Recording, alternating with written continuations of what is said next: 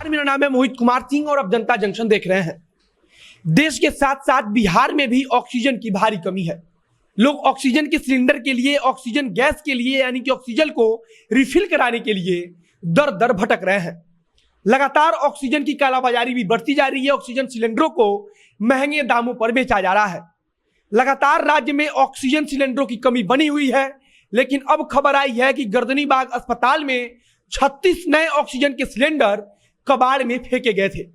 अब से कुछ दिन पहले यह खबर आई है, जिसके बाद से स्वास्थ्य विभाग की तरफ से, अस्पताल प्रशासन की तरफ से इस पर गंभीरता दिखाई गई है और अब उस ऑक्सीजन सिलेंडर को लेकर कार्रवाई शुरू की गई है।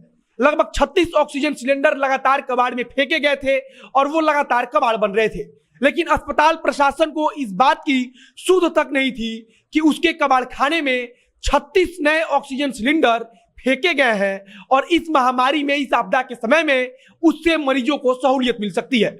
यह गर्दनीबाग अस्पताल का मामला है, जहां राजधानी पटना के गर्दनीबाग अस्पताल में 36 नए ऑक्सीजन के सिलेंडर फेंके गए थे।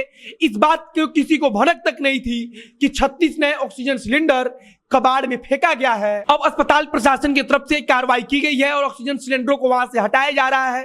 वहां से लेकर के उसे फिर से बाजार में लाया जाएगा, उसमें ऑक्सीजन भरा जाएगा और जो भी ऑक्सीजन सिलेंडर ठीक होंगे उसको मरीजों तक पहुंचाया जाएगा। फिलहाल सिविल सर्जन के आदेश के बाद से अस्पताल प्रशासन हरकत में आया है और अब उन ऑक्सीजन सिलेंडरों को वहां से निकाला जा रहा है, उनकी जांच की जाएगी और फिर उसमें ऑक्सीजन भरकर जरूरतमंदों तक पहुंचाया जाएगा। इसके पहले मैंने आपको बताया था कि किस प्रकार से निजी अस्पतालों में लूट का नंगा नाच चल रहा है। ठीक इसी प्रकार से राज्य में ऑक्सीजन सिलेंडर के साथ भी हो रहा है। लोग ऑक्सीजन सिलेंडर की कालाबाजारी कर रहे हैं। कई जगहों से ऐसी खबरें आई हैं जहां सैकड़ों की संख्या में एक एक जगह से ऑक्सीजन सिलेंडर की बरामदगी हुई है।